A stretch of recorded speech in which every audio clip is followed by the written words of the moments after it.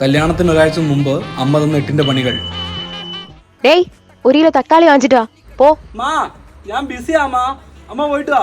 അടുത്ത ആഴ്ച നിന്റെ പെണ്ണുമ്പുള്ള വരുമ്പോ നീ പോയി നോക്ക്, അപ്പ തരാം ഞാൻ നിനക്ക്. 1 കിലോ അല്ലേ, പോവാ. ഡേയ്, ആ ഗ്യാസ് സിലിണ്ടർ ഇങ്ങ് എടുത്തോണ്ട് വാ.